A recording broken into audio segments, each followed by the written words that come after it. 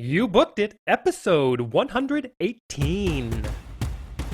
What's going on, everyone? Thank you for joining me today on You Booked It, the #1 podcast where you learn how to create a successful entertainment career. Every episode is a masterclass on how to move your career forward. And if you want even more, head over to youbookeditpodcast.com and join the email community where we dig deep into what you can be doing right now to help book that next gig. And now, let's do this. Okay, let's get started. I am excited to introduce my guest today, Sean Aaron Carmon. Are you ready for this, Sean? I stay ready, so I don't have to get ready. So are you ready? Oh, yeah. All right, Sean has enjoyed a rewarding career with ALVIN Ailey American Dance Theater, dancing some of the greatest roles created by the most amazing 20th and 21st century choreographers. He has performed in the longest-running musical on Broadway and in the 2010 Tony Award-winning revival of La Cage. He's been heralded by publications such as The New York Times, Newsweek, Jet Magazine, Broadway Black, Dance Spirit, and Dance Magazine. And now you can see him performing all over North America as a featured dancer with Disney's The Lion King. Sean is a master teacher and an award-winning choreographer that has worked consistently across America and all around the world for the last decade. Sean, that is a quick intro of who you are and what you've done, but why don't you tell us a little bit more about yourself? Fill in the gaps, who you are, and a little bit more about what you do as a professional in the entertainment industry. I can do that. All Sure, right. James. I was born in what I like to call a drive-through city, Beaumont, Texas. It's not somewhere you stop. You definitely drive through it on your or Houston. That's what we are sandwiched in between. I graduated from high school in 2006. I think I just aged myself, so don't do too much math.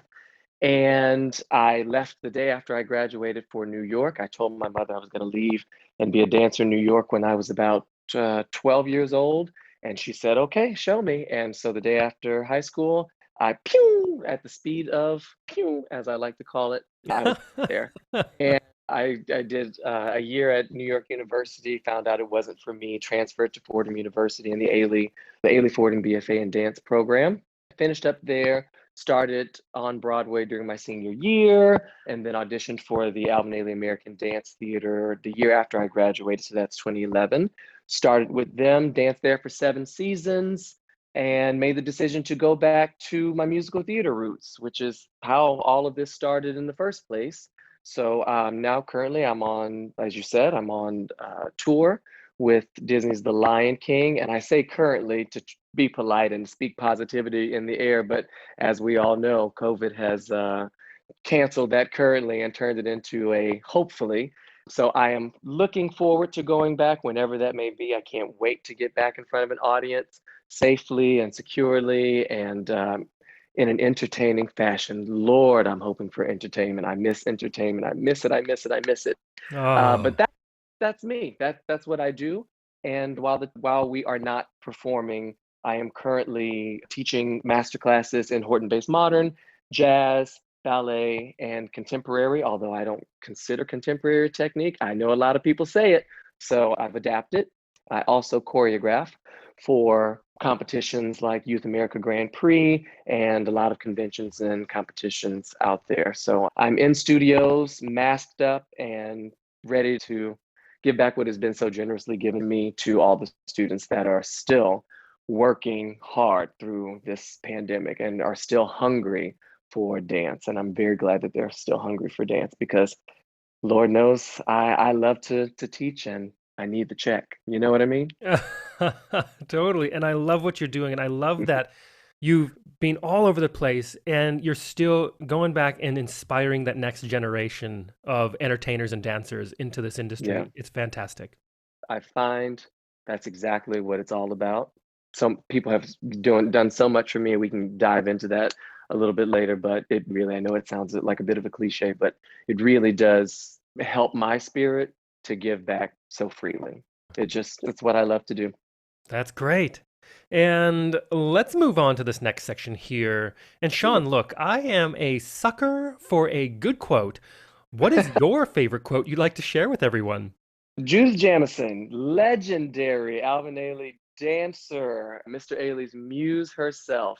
She once said to the room that I happened to be privileged enough to be in, she said, "You surround yourself with people who are smart in ways that perhaps you're not so smart, so that you can achieve things that you may never have even considered, comma, together."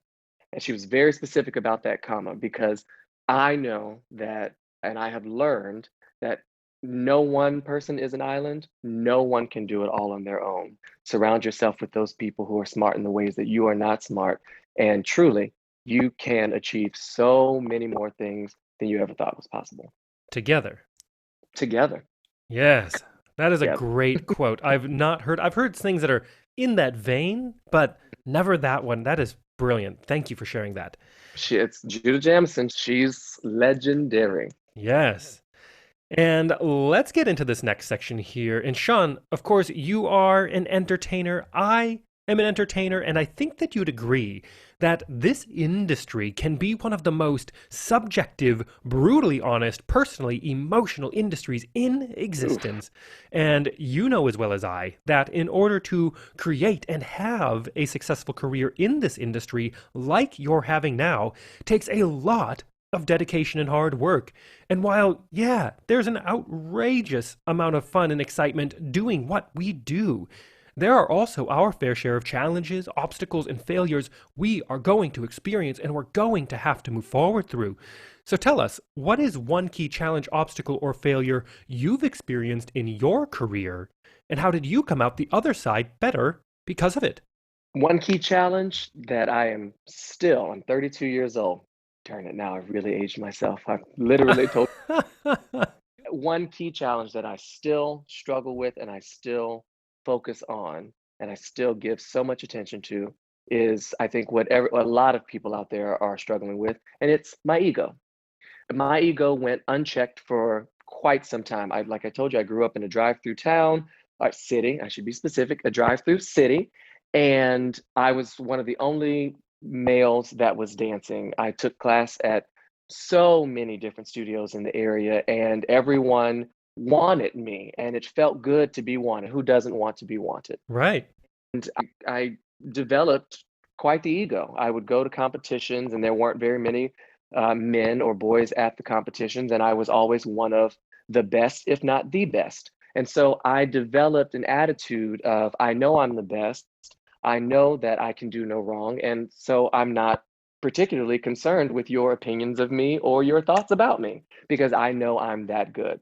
When you move from a drive-through city into a large city like New York City, and when you move into the city of New York, and you realize, oh, you're nowhere near the best. As a matter of fact, you might be the bottom of the barrel in a Right. lot of rooms that you step into because New York brings people from all over.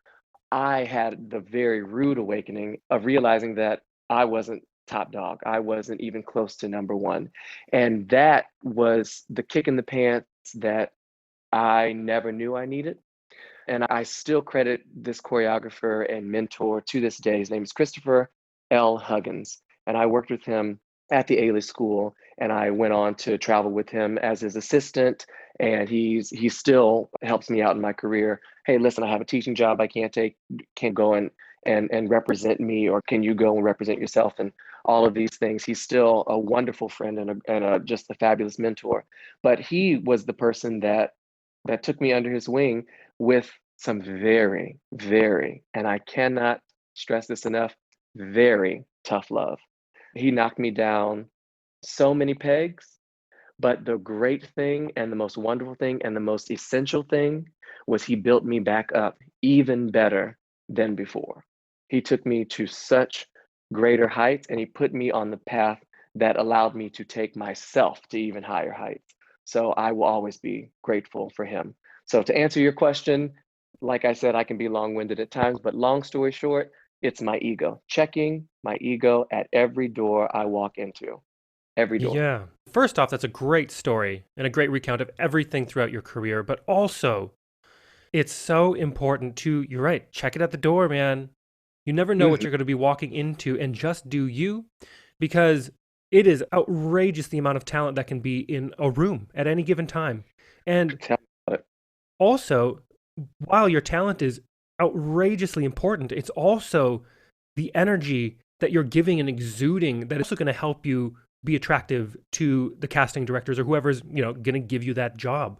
So it's also important to be very grateful while you're in that room and just enjoy being who you are and appreciate the other people in the room for what their talents are as well, because that also, in my opinion, reads much better in a room and makes you more desirable and more attractive for the people that are there to give you a contract. 100% agree. 100% agree. Brilliant.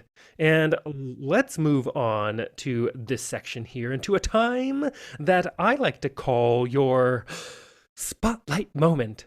That one moment in time you realized, yes, I am going to be an entertainer for a living. Or maybe it was, yes, this is what I need to be doing as an entertainer. Tell us about that. Spotlight moment. Ooh, ah. Um, little, I wish you could see it, but it was great. I want you to know. My spotlight moment. What an easy question. I will never forget it. It made me feel so powerful, so appreciated, so valuable. I had just booked La Cage aux Folles at an Hmm. emergency audition. I can tell you that story another time. And I had exactly one rehearsal with the other dancers, or the Cagelles as we were called. And Lynn Page, our choreographer, she was, to say it lightly or to say it bluntly, she was impressed with the speed at which I learned and the quickness with which I picked up her choreographic details and applied her notes. That was something that I garnered, or excuse me, that was something that I had really adapted and clarified with Christopher in all my time as his assistant. But we had just started the first full cast run through. Now, mind you, this cast had already been doing the show for over a month. I came in truly the week before we began tech rehearsals and previews and all of that jazz. So I was just happy to be there, let's be honest. And we finished the title number toward the end of the first act. And Kelsey Grammer, Fraser himself, stopped the rehearsal and said, I just want to point out, and I have to give this young man credit. This is professionalism.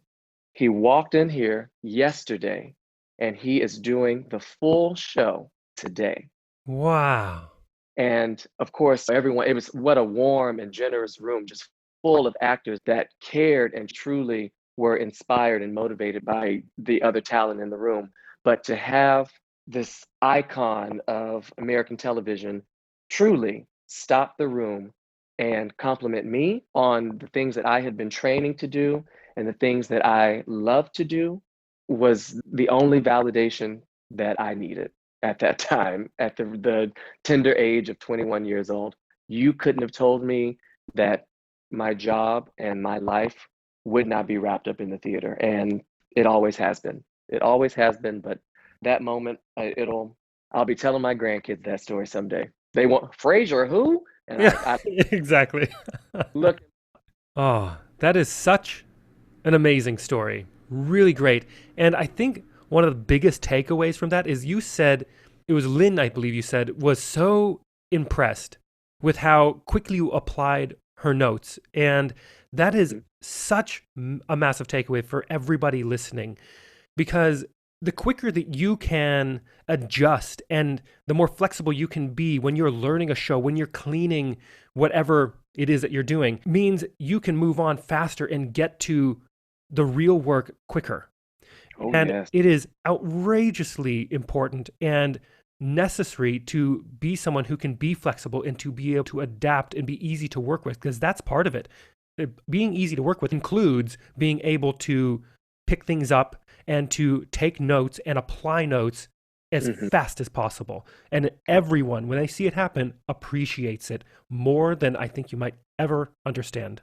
As someone who sat on both sides of the table, or sat on one side of the table and been on the other side of the table, in my career at different stages, trust me, I understand and I preach it to these young dancers today. The faster you can pick it up, the faster you can apply it to your dancing, to your performance, the faster we can all get out of here, because a lot of people don't have a lot of time. That's just the way it is. That's Mm. the industry.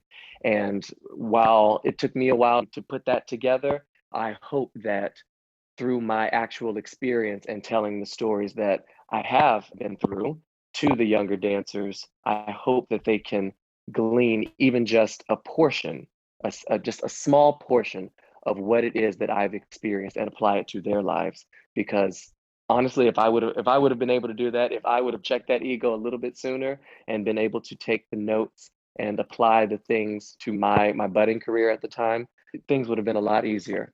They would have been a lot easier. But we all learn at our own pace. We learn the way we learn.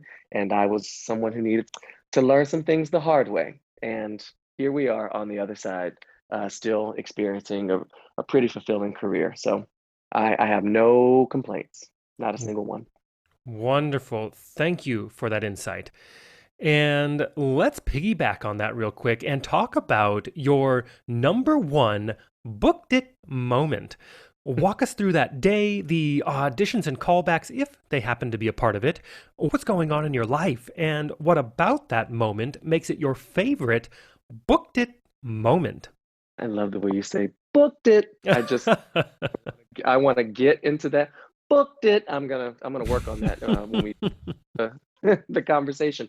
My booked it moment has to be booking La Cage aux Folles. As I said earlier, this was an emergency audition. I remember exactly where I was when I got the phone call. I have no idea how this casting agency got my phone number. Stuart Whitley, Benton Whitley called me as I was sitting at the Flame Diner on 58th and 9th Avenue. And I'm sitting there with my friend Steven, just talking in between classes. I was taking a ballet class, and I had a couple of hours until I believe it was jazz or probably a modern class. And we were just sitting down having a chit chat, and I see my phone ring with a number I didn't recognize. I almost pressed decline because, as we all know, who answers a spam call? That could be spam. I'm not going to worry about it. You're But I right. picked up the phone, and Benton Whitley said to me, "Listen, we have your information, and we are having an emergency audition for the Broadway show Le Cage aux Folles tonight at 7:30. Can you be at Pearl Studios down on 34th, I believe it's maybe on 36th now, and 8th Avenue by 6:30 to check in, and we need a dancer and we need him now." I said, "Absolutely." What they teach you to say, yes. Yep. It's always yes. Figure it out later, but say yes. I had no resume, no printer, no tap shoes that they were asking for, nothing. And I ran to, because this is back before everyone had a printer in their dorm rooms, and I ran to the student library with my USB flash drive and plugged in the computer and just started furiously updating my resume, because even though my teacher, my professor, Charmaine Warren, had reminded us, I was in my senior year, as I said, had reminded us in our senior seminar, always keep your resume updated. There's no reason why, because if you get a phone call, keep your resume updated. So that's a message in there. Keep it updated. But of course, I knew better, blah, blah, blah, blah, blah. So I'm running furiously to update. I call my advisor to let her know that I won't be in class because I have an emergency audition. She encouraged me to go. I said, thank you. Went to the audition. I think it still might be, it's the second best audition of my life, but my first being getting into the Ailey company, but the second best audition of my life, because after it had been whittled down through from 15 to 20 other young Black men, truly, who all looked like me. They were truly casting by type. It had come down to myself and another young man who also was named Sean. Really? And yes, absolutely. And Lynn Page said, okay, so we've made it this far, and it's definitely going to be one of you two. We need to know who you are. So I'm thinking, because I had done a lot of dance competitions, there's going to be an interview portion. So I prepared and pulled up, and she said, I would like you both to lip sync separately to It's Raining Men by the Weather Girls. Ah, yes. I said, you don't have to tell me twice. And She had just, fun fact about our little fun insert into that story, she had just given birth to her daughter, who I have kept up with since the show is closed, and she's gone on to do other things. I've worked with her again in some other choreographic projects, but she brought her baby to the audition, and I truly picked up the child and danced around the room, lip syncing to It's Raining Men. And I don't know why they trusted me with that young child, infant, but they did, and they got their lives. And I walked out of that audition thinking, I just booked this, but I don't know. But I said it to myself, yeah, go ahead and say it to yourself. You booked it.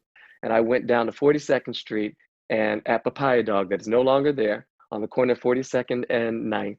And I sat down, and an hour after that audition ended, I got the phone call from the director, Terry, who said, can you be in rehearsal tomorrow? And I composed myself and I said, yes, sir, I absolutely can. This is what you need to bring. This is where you need to go. This is who you need to speak to. Please be here at this time. We're so excited to have you. And I said, yes, sir. Thank you for the opportunity. I really appreciate it more than you'll ever know. He said, good night. I pressed the end button and screamed at the top of my lungs so loudly that I was asked to leave Papaya Dog. And I said, gladly, and walked out. And I lived on 140, what street did I live on? That was 147th in Amsterdam. And I walked that night from 42nd and 9th because I was on cloud nine. I was on cloud nine. I called my mother, I called my father, my sister's 2 years older than me, my best friend. I truly couldn't believe it. And after I finished all the phone calls, I still hadn't made it home. And I just said every prayer of gratitude I could muster. I couldn't believe it. I'm going to be on Broadway. And woof, even just thinking about it just sends me to a place of just incredible gratitude. Oh, that is such a great story.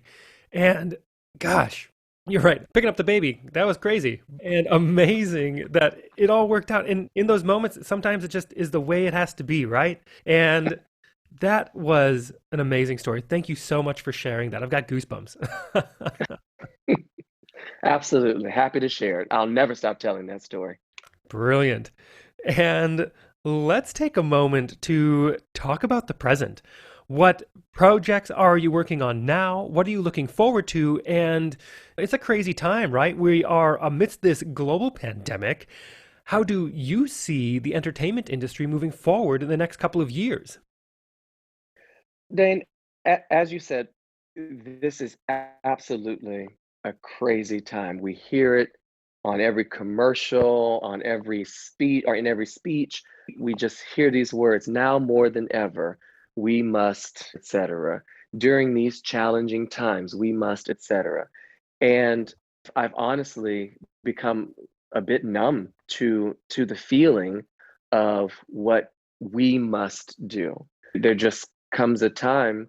I Listen, I've been hustling since I was 21 years old. I'm 32 now, and so for over a decade. And as a concert dancer, we learn to hustle. We know that we're going to have layoff weeks. We know what we signed up for. We know that what we have given up for our love of what we want to do with our bodies and for our careers. I understand that in order to move forward, things will have to change. There is no more normal. I'm sure we could all say there is a new normal, but no one is even remotely sure of what that's going to look like anytime soon, for that matter. So, how do I see the entertainment industry moving forward in the next couple of years? Whew, that's a question. I honestly, I don't have an answer. I don't have a concrete answer. I know that unfortunately, we being America and truly the world, will place our funds and our monies into the things that will make the most money, the things that will give the most return. And right now, of course, and always, that will be Hollywood, that will be television. We as dancers and stage performers, we tend to accept that we will always be the first ones to stop, much like we did in COVID. and we will most likely be the last ones to return. It's very hard to convince a country, or anyone for that matter, to sit in a theater full of people that you don't know amidst a global pandemic, or even immediately following a global pandemic. I am a man of faith. Unfortunately, I don't have very much faith in this country at this time. I could go into the long litany of my political beliefs and the things that I have witnessed in my life and time of being a Black man in America. I could do that until the cows come home. Ooh, that was very Texas. Till the cows come home, really? But that this isn't the time for that. I think we're all living in the exact same world as performers and as professionals in this industry. And I think we are all crossing our fingers, saying our prayers, hoping for the best, that we will be able to return in, hell, let's be honest, even just by the middle of 2021. That is my sincere hope. I have resigned myself. I don't mean to use such a negative term because it does feel a bit defeatist. And again, I don't mean to use it in a defeatist way, but I truly have accepted where we are. And that acceptance has motivated me and pushed me even further because like I said, I've been hustling for over a decade, and I know how to hustle. I never forgot how to hustle, and I will never forget how to hustle. I will always find a way to utilize my gifts to make ends meet, and hopefully to do more than make ends meet, which I have been very fortunate to do for over a decade. So, where do I see this entertainment industry going? It's a toss up. It's a great big old toss up. But I can tell you that the projects that I'm working on right now, I've been performing as a guest or artist, or I should say rehearsing, not performing, rehearsing as a guest artist with a small pre-professional company here in Houston. As a professional dancer, I do find it is very thrilling to get back in the studio safely with young dancers who are looking to have the career, not the specific career, but have a career in the same vein as I have had. And it does encourage me to no end to be the example in the room, the actual physical example of hard work, dedication, perseverance, and so many other things. Showing up to take class with these young dancers, showing up for rehearsal with these young dancers, and showing them that everything that you are learning in these classes in this studio is absolutely applicable to your life and to your career. So that is what I have been doing in addition to teaching master classes in Horton-based modern, jazz, contemporary, and ballet in Houston, the surrounding area. Just added Austin. I'll be teaching also in some areas of Louisiana in the very near future, and also in my hometown of Beaumont, Texas. I'm absolutely looking forward to continuing to put myself out there. I create videos of and take recordings of my choreography. And back when I was teaching on Zoom, I would just have my camera set up. And a good friend of mine, Terrell Mitchell, who's a wonderful choreographer and teacher here in Houston, he encouraged me to, in the midst of the pandemic, to really start to promote myself. It wasn't something that I had ever had to do. I had always lived under the Ailey name, or lived under the Lion King name, or under the Broadway name. And it was never, it was always Sean Aaron Carmon of such and such. It was never just Sean Aaron Carmon. And he truly encouraged me to just be myself. Sean Aaron Carmon, you are a teacher, you are a choreographer, you are a dancer. Promote yourself. And so I said, absolutely. Thank you. Thank you for the encouragement. 100%. When I say thank you, I mean thank you. And I went out and I did something about it. So I created just a simple logo, nice and simple. And I said, I'm just going to put it on a t-shirt for myself. This will be my uniform. When I go and teach, I will put my Instagram or my social media handles on the back, all one handle, of course, because you have to be easily accessible. But I put it on the back so that when I perform or when I am teaching, all you see is Hooked on Sean. When I'm in the mirror, Sean Aaron Carmon, dancer, teacher, choreographer. There's no way you can forget who I am when I'm in the room with you. And from that, though, one of the Zoom classes that I was teaching, and I recorded and posted to my platform, to the platforms that I am a part of. It truly just took off. Friends, where can I get one of those shirts? Are you selling them? Do you think that you were just going to wear that shirt and no one was going to want one? And my answer honestly was, yeah. Why would anyone want a shirt with my name on it? Who am I? I'm no one. I'm just a teacher and a choreographer and who's had a little bit of acclaim. I'm no one famous. Why would you want to walk around with my name on your chest? And I told that to my mother, and she said, why would you ever sell yourself so short? She said, do you know how many lives you've touched? Do you know how many students you've worked with? Do you know the things that you've accomplished? Who wouldn't want to walk around with your name on their chest? I certainly want one. I said, well, you're my mom. She said, stop it. Stop it. If you're not going to do it for yourself, why is anyone else going to do it for you?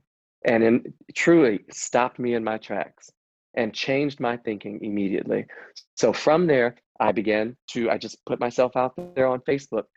And never in my wildest dreams would I have thought that I would be selling merchandise with my name on it. But if anyone is interested, I can put in an order for my SAAC signature logo shirts. If you're interested, please let me know. They're $25 plus $5 shipping and handling, depending on where you are. If you're in the Houston Beaumont area, I can hand deliver them. Don't you worry about that. And within the next day, 60 to 75 orders came in, and I just was again so overwhelmed with gratitude. It was almost like I was back walking from 42nd Street to 147th the day I got the phone call about Lacage. Just this tsunami tide of gratitude and emotion just overtook me. And I realized my mother's absolutely right. If I sell myself short, why would anyone take me seriously? Why would anyone else want to promote me if I'm not going to promote myself? So stop selling yourself short, Sean. Just put yourself out there and people will respond in kind. And I will say the people have truly shown up and shown out, and they have supported this little black boy from Beaumont, Texas since 2000 when I started this dance thing. And I couldn't be more grateful. So my merchandise is just a simple t-shirt with my logo. And if you want it, SeanAaronCarmon.com or reach out to me on Facebook. Hit me up in the DMs on Instagram. However, at Hooked on Sean. That's the way to get in touch with me. And you too can have your own signature logo t-shirt. Yes, and I really love how you got to that place of having your own brand. It's so good. So many lessons, so much insight in there. Thank you for all of that. Absolutely. And it is time to move on to one of my favorite sections in the interview. I call it the Grease Lightning Round, and I'm going to ask you a handful of questions. I want you to answer them as quickly and concisely as possible, one after another. Are you ready? As I said, I stay ready, Dane, so let's do it. All right, first question. What was the one thing holding you back from committing to a career as an entertainer? The constant reminder and the incorrect reminder that I would never make any real money as a dancer. Second question. What is the best piece of advice you have ever received? My high school dance teacher, Eva LeBlanc, said, when you're the best in the room, good God, girl, get out. It's time to move on. Never be the best in the room. There's always so much more to learn. Third question. What is something that is working for you now? Or if you'd like to go pre-COVID, what was working for you before our industry went on pause? Ooh, the natural hustle that most concert dancers develop on our off time. It's done me and it keeps doing me right during COVID. Yes. And the fourth question, what is your best resource? Whether that is a book, a movie, a YouTube video, maybe a podcast or piece of technology that you found is helping your career right now. None of the above. Developing true and honest personal relationships has been my absolute best resource. Beautiful. And the fifth question, if you had to start your career from scratch, but you still had all the knowledge and experience you've collected from your career in this industry, what would you do or not do? Would you do anything differently or would you keep it the same? I would absolutely do something differently. I would have gotten over myself sooner. There it I is. would have worked as a student so that I could acclimate as a professional sooner, quicker. In essence, I would have applied the notes. Last question. What is the golden nugget knowledge drop you've learned from your successful career in this industry that you'd like to leave with everyone? Ooh, I might have to go into a little depth on this one, but my golden nugget knowledge drop? You're only as good as your last performance. I never got a final performance with the Alvin Ailey American Dance Theater because the call from Lion King came after the end of our Lincoln Center season, after I had already signed a contract to come back and committing to coming back for an 8th season with the Ailey Company. And I remember performing the third variation in Cinderman in Mr. Ailey's Revelations. And I went out on stage thinking, I'll have so many other opportunities to do this. I'm so tired. I've done every performance this season. I'm so tired. So I'm just going to do as much as I can and get over it. And I went out there and hopped and James Brown and fumbled all over that stage. And I thought to myself as I walked off, as the curtain came down, if that was the last time I ever got to do that, I'm going to be so sad. And you know what? That was the last time I ever got to perform that. You are only as good as your last performance. Oh, so good. And to wrap up this interview, Sean, it is time to give yourself a plug. Where can we find you? How do our listeners connect with you? Is there anything you want to promote? This is SeanAaronCarmon.com. This is Sean Aaron Carmon. You can find me at SeanAaronCarmon.com. You can also find me across all social media platforms at Hooked on Sean. That's HOKEDONSEAN at Hooked on Sean on Twitter, Instagram, and Facebook. I do want to leave you with one gentle reminder, and this is for everyone in our industry who might need to hear it, young, old, seasoned, amateur, professional, whatever you want to call yourself. This dance world is so small, and all we have is our reputation. Keep it in pristine condition. You never know who's listening. You never know who's watching. You never know who is learning from you, and you never know who will hold it against you. Keep your reputation spotless. Beautiful. And for anyone out there who is interested in my signature logo t-shirt, the Sean Aaron Carmon, let's be specific, signature logo t-shirt, you can go to SeanAaronCarmon.com and use the contact me page, or you can find me at Hooked on Sean across all social media platforms. Slide into my DMs, I certainly don't mind, and use the promo code BOOKEDIT, as Dane would say, and you can get off. Beautiful. You heard it, folks. So head over to any of his URLs, his Instagram. I will put all the links in the description of this episode so you can easily connect with him. You can also go to youbookedit.com/hooked on Sean, and that's SEAN to spell Sean. And you will get connected straight to his messenger so you can talk to him about that and get that 10% off with the promo code BOOKEDIT. Sean, it has been so wonderful to have you on the show today. Thank you so much for sharing all of your insight. It's been a pleasure. Thank you, Dane. It's been a pleasure being even afforded the opportunity to share. So thank you, thank you, thank you. I can never say thank you enough. Thank you so much for joining us today. Don't miss an episode. I have a new guest 7 days a week. Every guest drops more value and insight than any other resource out there, so make sure you hit that subscribe button. If you enjoyed this episode, we'd love to hear from you. Leave us a rating and review. Also, be sure to head over to youbookeditpodcast.com and join our free email community where we dig deep into a continually growing resource of truly actionable things you can be doing right now to help you advance your entertainment career. All the best to you. We'll see you tomorrow.